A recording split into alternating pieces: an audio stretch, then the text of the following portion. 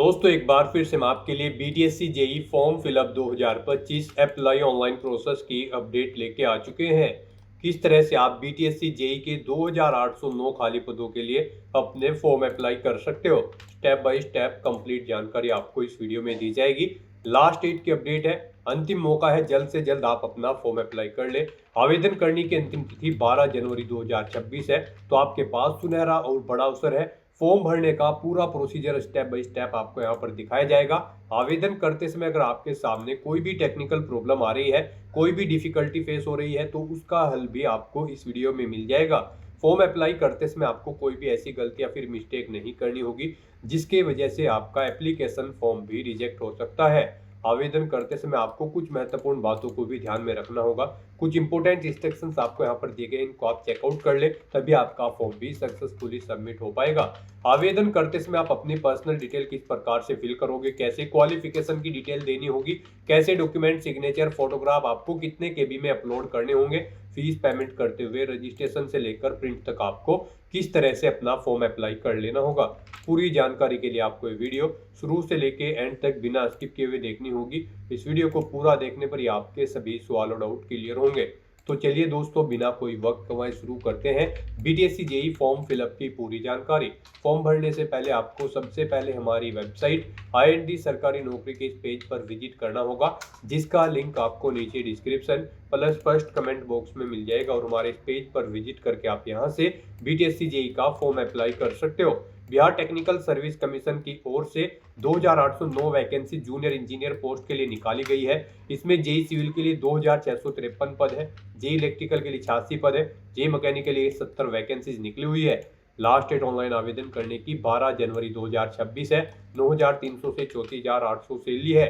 Qualification की बात की जाए तो यहाँ पर सिविल, इलेक्ट्रिकल, मैकेनिकल जिस भी डिसिप्लिन के लिए आप अप्लाई करने जा रहे हो उसमें आपका डिप्लोमा इंजीनियरिंग में मांगा गया है। 18 से 37 मेल के लिए, 18 से 40 फीमेल के लिए आयु सीमा रहेगी। सभी कैटेगरी के लिए 100 रुपये फीस है। ऑनलाइन मोड से आप फीस पेमेंट करोगे। रिटन एग्जाम, डॉक्यूमेंट वेरिफिकेशन के आधार पर सिलेक्शन होगा। ऑनलाइन अप्लाई कर सकते हो।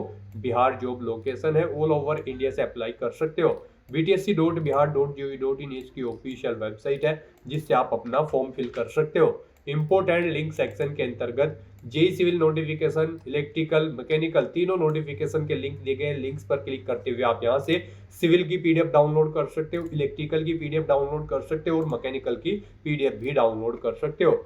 इनमें आपको यहाँ पर सैलरी की जानकारी, क्वालिफिकेशन की detail, category wise vacancies, department wise भी वैकेंसीज आपको दे दी गई है। क्वालिफिकेशन, एज लिमिट की जानकारी, फीस पेमेंट की जानकारी, सिलेक्शन क्राइटेरिया के अंतर्गत पूरा पैटर्न, सिलेबस भी आपको डिटेल में दे दिया गया है। फॉर्म अप्लाई करने के लिए भी कुछ महत्वपूर्ण गाइडलाइंस आपको यहाँ पर दे दी गई है। तो आवेदन करने से पहले आपको नोटिफिकेशन की पीडीएफ रीड आउट करना अनिवार्य है, तभी आप सिंपल वे में अपना फॉर्म अप्लाई कर सकते हो। पीडीएफ रीड आउट करने के बाद में आपको अप्लाई ऑनलाइन के इस लिंक पर क्लिक करना होगा, तो आपके सामने ऑनलाइन आवेदन करने का ये ऑफिशियल पोर्टल ओपन हो जाएगा। गाइज यहाँ पर आने के बाद आपको ऑनलाइन एप्लीकेशन के इस सेक्शन में आना है और यहाँ पर आने के बाद आपको ऑल नोटिफिकेशन स्लैश एडवर्टाइजमेंट्स या फिर कैंडिडेट रजिस्ट्रेशन के इन ऑप्शन में से किसी भी ऑप्शन पर क्लिक करना है। उसके बाद आपके सामने यहाँ पर कुछ इस तरह से इंटरफेस ओपन होगा। यहाँ पर आप चेकआउट कर सकते हो। आपको जूनियर इंजीनियर सिविल, मैकेनिकल और इलेक्ट्रिकल के 3 अलग अलग सेक्शन दिए गए हैं। यहाँ पर आप जूनियर इंजीनियर की जिस भी डिसिप्लिन के लिए अप्लाई करना चाहते हैं, जैसे कि सिविल या फिर मैकेनिकल या फिर इलेक्ट्रिकल, आप जिसके भी लिए अप्लाई करना चाहते हैं उसके सामने गाइज आपको अप्लाई की टैब दी गई है। आप अप्लाई की टैब पर क्लिक करें और अपने फॉर्म अप्लाई कर ले। मान लीजिए आप जूनियर इंजीनियर सिविल के लिए अप्लाई करते हैं, तो आप अप्लाई की टैब पर क्लिक करेंगे। उसके बाद आपके सामने यहाँ पर कुछ इस तरह से इंटरफेस होगा। यहाँ पर आप व्यू के ऑप्शन पर क्लिक करके इसकी क्वालिफिकेशन चेकआउट कर सकते हो। और अब आपको गाइज इस भर्ती पर अप्लाई करने के लिए रजिस्ट्रेशन के इस ऑप्शन पर क्लिक करना है। उसके बाद आपके सामने यहाँ पर रजिस्ट्रेशन का फॉर्म ओपन होगा। उससे पहले आपको कुछ जनरल इंस्ट्रक्शन दिए गए हैं, आपको इन्हें केयरफुली रीड आउट कर लेना है। यहाँ पर इसे ओके करना है और आई एक्सेप्ट के इस ऑप्शन पर क्लिक करना है। फिर आपके सामने आपका फॉर्म स्टार्ट हो जाएगा। यहाँ पर गाइज अब आपको अपनी पर्सनल डिटेल प्रोवाइड करते हुए अपना रजिस्ट्रेशन करना होगा। सबसे पहले यहाँ पर आपको अपना नाम एंटर करना है, फिर आपको अपने फादर का नाम एंटर करना है, अपनी मदर का नाम एंटर करना है। उसके बाद आपको अपनी डेट ऑफ बर्थ यहाँ पर सिलेक्ट करनी है, अपना जेंडर आपको सिलेक्ट करना है। आपसे पूछा गया कि आप मैरिड हो या फिर नहीं, आप अपने अकॉर्डिंग ऑप्शन सेलेक्ट करेंगे। अपनी सिटीजनशिप आप सिलेक्ट करेंगे, अपना रिलीजन आप सेलेक्ट करेंगे, अपना डोमिसाइल स्टेट आप सिलेक्ट करेंगे।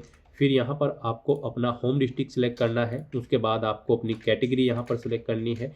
यहाँ पर अगर आप बिहार से अलग स्टेट के कैंडिडेट हैं तो फिर जनरल कैटेगरी में आप सभी को काउंट किया जाएगा, केवल जनरल का ऑप्शन आपके सामने शो होगा। फिर आपको अपना मोबाइल नंबर यहाँ पर एंटर करना है, अपनी ईमेल आईडी आपको यहाँ पर देनी है।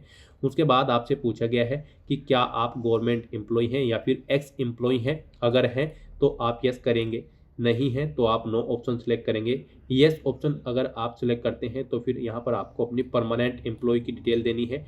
फिर आपको अपने कॉन्ट्रेक्चुअल एम्प्लॉय अगर आप हैं तो उसकी डिटेल देनी है। नहीं है आप एम्प्लॉय तो आप सिंपली नो ऑप्शन सेलेक्ट करेंगे। फिर यहाँ पर आपसे पूछा गया है कि क्या आप 2018 या उसके बाद के एडवर्टाइजमेंट के लिए एलिजिबल थे। अगर थे तो आप यस करें, नहीं तो नो ऑप्शन सेलेक्ट करें। उसके बाद गाइज यहाँ पर आपको अपना परमानेंट एड्रेस एंटर करना है। यहाँ पर आप अपना परमानेंट एड्रेस एंटर करें। उसके बाद आपको अपनी क्वालिफिकेशन की डिटेल यहाँ पर प्रोवाइड करनी है। सबसे पहले यहाँ पर आपको अपनी 10वीं क्लास की डिटेल प्रोवाइड करनी होगी। तो यहाँ पर आपको सबसे पहले बोर्ड का नाम सिलेक्ट करना है, पासिंग ईयर सेलेक्ट करना है, कब आपने अपनी 10वीं क्लास पास आउट की है, अपना रोल नंबर 10वीं का एंटर करना है। आपको बताना है आपका रिजल्ट मार्क्स में था, परसेंटेज में या फिर ग्रेड में, आप अपने अकॉर्डिंग ऑप्शन सेलेक्ट करेंगे। परसेंटेज में अगर था तो फिर यहाँ पर आप बताएं कितने परसेंट मार्क्स आपने ऑब्टेन किए हैं, वो आप एंटर करें। अपनी डिवीजन सेलेक्ट करें, फर्स्ट सेकंड या थर्ड जो भी आपकी डिवीजन थी। उसके बाद आपको बताना है कि क्या आपने इंटरमीडिएट भी कंप्लीट कर ली है। अगर कर ली है तो आप इस चेकबॉक्स को ओके करेंगे और फिर यहाँ पर सेम ऐसे ही अपनी 12वीं की डिटेल्स भी प्रोवाइड कर देंगे। उसके बाद यहाँ पर अपनी इसेंशियल क्वालिफिकेशन की डिटेल आपको देनी है। इस भर्ती में पार्टिसिपेट करने के लिए आपके पास डिप्लोमा होना चाहिए, सिविल में, मैकेनिकल में या फिर इलेक्ट्रिकल में, जिस भी डिसिप्लिन के लिए आप अप्लाई कर रहे हैं उसके अंतर्गत आपके पास यहाँ पर डिप्लोमा होना चाहिए। अगर आप सिविल इंजीनियर के लिए अप्लाई कर रहे हैं तो सिविल इंजीनियरिंग का डिप्लोमा होना चाहिए। इलेक्ट्रिकल के लिए अप्लाई कर रहे हैं तो इलेक्ट्रिकल इंजीनियरिंग का डिप्लोमा आपके पास होना चाहिए। मैकेनिकल के लिए अप्लाई कर रहे हैं तो मैकेनिकल इंजीनियरिंग का डिप्लोमा आपके पास यहाँ पर होना चाहिए। उसकी डिटेल यहाँ पर अब आपको देनी होगी। यहाँ पर अब आपको बताना है आपका जो डिप्लोमा है वो डिप्लोमा आपका इंस्टीट्यूट बिहार में है या उसके बाहर है, आपको अपने अकॉर्डिंग ऑप्शन सेलेक्ट करना है। फिर यहाँ पर आपको इसकी मैंडेटरी अनिवार्यता के बारे में यस या नो ऑप्शन सेलेक्ट करना है। उसके बाद गाइज आपको यहाँ पर अपने यूनिवर्सिटी, कॉलेज या इंस्टीट्यूट का नाम देना है जिससे आपने अपना डिप्लोमा पास आउट किया है। पासिंग ईयर आपको सिलेक्ट करना है। आपका रिजल्ट यहाँ पर ग्रेड में है या फिर नहीं, आप बताएं।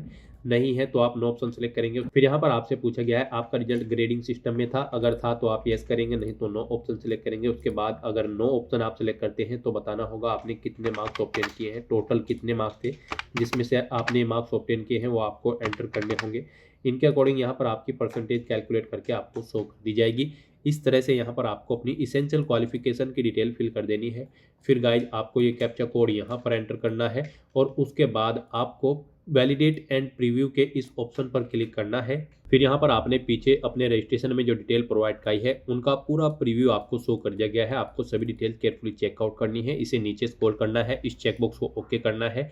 कहीं पर कोई मिस्टेक है तो आप बैक बटन पर क्लिक करके एडिट कर सकते हैं, नहीं तो यहाँ पर अब आपको सबमिट के इस ऑप्शन पर क्लिक करना है। इस तरह से यहाँ पर आपका रजिस्ट्रेशन सक्सेसफुली कंप्लीट हो जाएगा। और गाइज यहाँ पर अब आपको अपनी ईमेल आईडी और मोबाइल नंबर वेरीफाई करना है। उसके लिए आपको वेरीफाई ईमेल आईडी और वेरीफाई मोबाइल नंबर के ऑप्शन पर क्लिक करना है। फिर आपकी ईमेल आईडी और मोबाइल नंबर पर ओटीपी आएंगे, वो ओटीपी आपको यहाँ पर एंटर करने हैं और वेरीफाई के ऑप्शन पर क्लिक करके अपना मोबाइल नंबर और ईमेल आईडी वेरीफाई कर लेने हैं। अपना मोबाइल नंबर और ईमेल आईडी वेरीफाई करने के बाद आपको व्यू रजिस्ट्रेशन स्लिप के इस ऑप्शन पर क्लिक करना है। इस तरह से यहाँ पर आपका रजिस्ट्रेशन सक्सेसफुली कंप्लीट हो चुका है। आप प्रिंट रजिस्ट्रेशन स्लिप के इस ऑप्शन पर क्लिक करके अपने रजिस्ट्रेशन की एक हार्ड कॉपी प्रिंट आउट ले सकते हैं।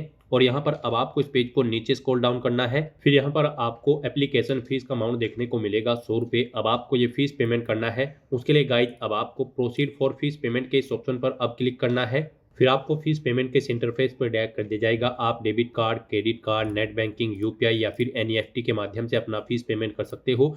यूपीआई यहाँ पर आपके लिए सबसे बेस्ट और इजी ऑप्शन रहेगा, तो आप यूपीआई के इस ऑप्शन पर क्लिक करें। यूपीआई में भी आपके पास 2 ऑप्शन है गाइज। यहाँ पर आप अपनी यूपीआई आईडी के थ्रू अपना फीस पेमेंट कर सकते हो। यहाँ पर आप अपनी यूपीआई आईडी एंटर करें, वैलिडेट यूपीआई आईडी के ऑप्शन पर क्लिक करें और अपना फीस पेमेंट कर दें। या फिर आप यूपीआई क्यूआर के इस ऑप्शन पर क्लिक करें, एक क्यूआर कोड आपको शो होगा। आप इस क्यूआर कोड को अपने यूपीआई से स्कैन करें और अपना फीस पेमेंट कर दें। सक्सेसफुली फीस पेमेंट करने के बाद आपके सामने कुछ इस तरह से इंटरफेस ओपन होगा। अब गाइज आपको यहाँ पर proceed to upload photo and signature के इस ऑप्शन पर क्लिक करना है।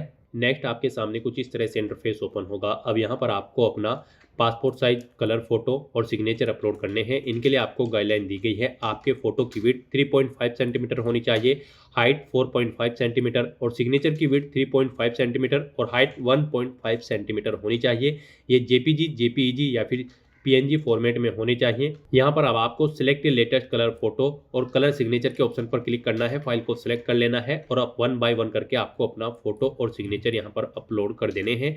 उसके बाद आपको ये कैप्चा कोड यहाँ पर एंटर करना है और फिर गाइज आपको सेव एंड नेक्स्ट के इस ऑप्शन पर क्लिक करना है। नेक्स्ट आपके सामने कुछ इस तरह से इंटरफेस होगा। अब आपको इस चेकबॉक्स को ओके करना है। फिर आपके सामने यहाँ पर कुछ इस तरह से इंटरफेस ओपन होगा। अब यहाँ पर आपको अपना परमानेंट एड्रेस ऑटोमेटिकली फील्ड मिलेगा जो आपने रजिस्ट्रेशन टाइम पे प्रोवाइड कराया था। अब आपको अपना कोरोस्पोंडेंस एड्रेस यहाँ पर एंटर करना है और अगर आपका कोरोस्पोंडेंस एड्रेस सेम है तो यहाँ पर आपको ऑप्शन मिलेगा सेम एज परमानेंट एड्रेस। आपको उस पर क्लिक कर देना है। ऑटोमेटिकली आपका कोरोस्पोंडेंस एड्रेस आपके परमानेंट एड्रेस के अकॉर्डिंग फिल हो जाएगा और उसके बाद गाइज फिर आपको सेव एंड नेक्स्ट के इस ऑप्शन पर क्लिक करना है। अब यहाँ पर गाइज आपका एड्रेस सक्सेसफुली कंप्लीट हो चुका है। अब आपको अपने डॉक्यूमेंट यहाँ पर अपलोड करने हैं। यहाँ पर आपको अपना डिप्लोमा अपलोड करना है इंजीनियरिंग का। यहाँ पर जिसमें भी आप अप्लाई कर रहे हैं, सिविल, इलेक्ट्रिकल या फिर मैकेनिकल, उसका डिप्लोमा यहाँ पर आपको अपलोड करना है। सबसे पहले यहाँ पर आपको इशूइंग अथॉरिटी का नाम देना है जिसने आपको डिप्लोमा यहाँ पर इशू कराया है।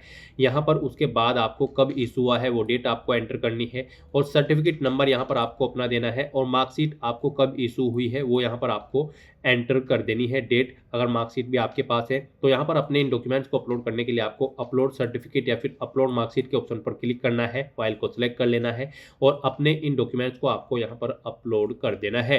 इनके लिए भी आपको गाइडलाइन दी गई है। यहाँ पर आपके डॉक्यूमेंट पीडीएफ फॉर्मेट में अपलोड होंगे।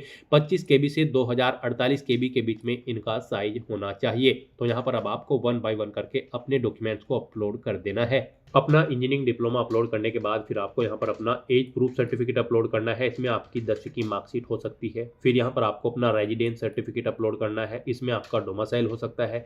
कैटेगरी सर्टिफिकेट आपको अपलोड करना है। फिर यहाँ पर आपको अपना कोई आइडेंटिटी प्रूफ सेलेक्ट करना है। यहाँ पर आप सेलेक्ट करेंगे कोई भी अपना आइडेंटिटी प्रूफ जैसे कि वोटर आईडी या फिर आधार और उसे यहाँ पर आप अपलोड करेंगे। 12वीं का सर्टिफिकेट और मार्कशीट आपको अपलोड करनी है। इन्हें अपलोड करने से पहले यहाँ पर आपको इशूइंग अथॉरिटी का नाम देना होगा जिसने इन्हें आपको इशू कराया है। इशू डेट आपको देनी होगी। इनका सर्टिफिकेट का नंबर यहाँ पर आपको देना होगा। उसके बाद आपको अपलोड के इन ऑप्शन पर क्लिक करके 1 बाय 1 करके फाइल को सिलेक्ट करते हुए यहाँ पर अपने इन सभी डॉक्यूमेंट्स को आपको अपलोड कर देना होगा और उसके बाद गाइज फिर आपको सेव एंड नेक्स्ट के इस ऑप्शन पर क्लिक करना होगा। नेक्स्ट आपके सामने ऑप्शन आता है फाइनल सबमिशन का। यहाँ पर आपको घोषणा पत्र में इन सभी डिटेल्स को रीड आउट करना है। I accept the about declaration में यस ऑप्शन सेलेक्ट करना है और उसके बाद गाइज आपको प्रीव्यू फॉर्म के इस ऑप्शन पर क्लिक करना है।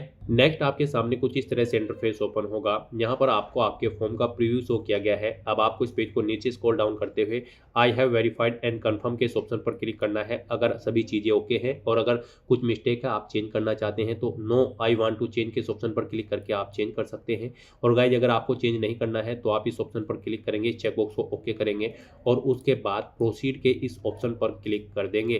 फिर आपके सामने कुछ इस तरह से इंटरफेस ओपन होगा। अब आपको ये कैप्चा कोड यहाँ पर एंटर करना है और उसके बाद सबमिट एप्लीकेशन फॉर्म के इस ऑप्शन पर क्लिक कर देना है। सबमिट एप्लीकेशन फॉर्म ऑप्शन पर क्लिक करते ही आपका फॉर्म सक्सेसफुली सबमिट हो जाएगा। उसके बाद आपको अपने एप्लीकेशन फॉर्म का एक हार्ड कॉपी प्रिंट आउट ले लेना है फ्यूचर यूज के लिए, फ्यूचर रेफरेंस के लिए। और आप अपने डैशबोर्ड में जाकर भी चेकआउट कर सकते हो आपका फॉर्म सक्सेसफुली सबमिट हो चुका है या फिर नहीं। तो दोस्तों ऐसे आप बीटीएससी जूनियर इंजीनियर की इस भर्ती के लिए अपने फॉर्म अप्लाई कर सकते हो बिना कोई मिस्टेक किए हुए। आज की इस वीडियो में बस इतना ही। आई होप ये वीडियो आपको पसंद आई होगी। अगर पसंद आई हो तो इसे लाइक और शेयर करें। चैनल पर नए हो तो इसे सब्सक्राइब कर लें। Thanks for watching.